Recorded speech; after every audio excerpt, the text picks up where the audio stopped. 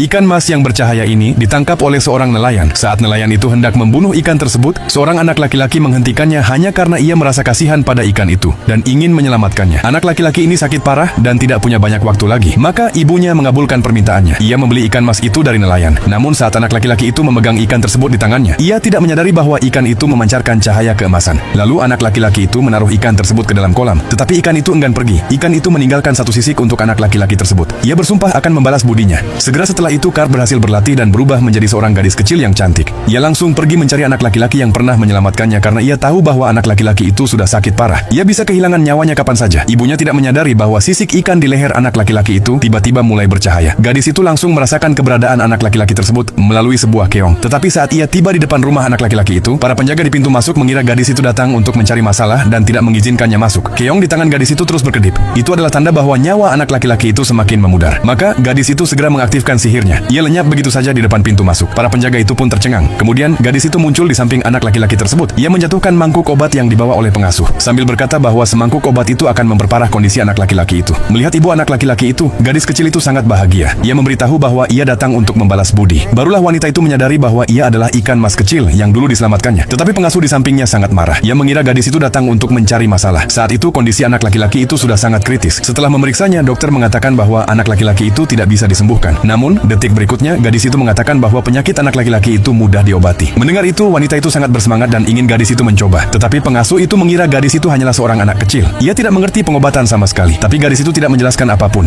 Ia hanya menggunakan sihirnya ke arah jendela. Tak lama kemudian, seekor merpati putih terbang masuk melalui jendela. Merpati putih itu memberikan bunga teratai 7 warna kepada gadis itu. Dokter segera mengenalinya sebagai obat langka yang dapat menyembuhkan segala penyakit. Gadis itu menggunakan sihirnya untuk membuat anak laki-laki itu memakan bunga teratai tersebut. Segera, sekujur tubuh anak laki-laki itu diselimuti cahaya keemasan. Tidak lama kemudian, anak laki-laki itu perlahan-lahan membuka matanya. Bahkan warna wajahnya menjadi jauh lebih normal. Semua orang yang hadir benar-benar tercengang. Melihat bahwa gadis kecil itu telah menyelamatkan putranya, wanita itu memeluk gadis kecil itu dengan penuh haru.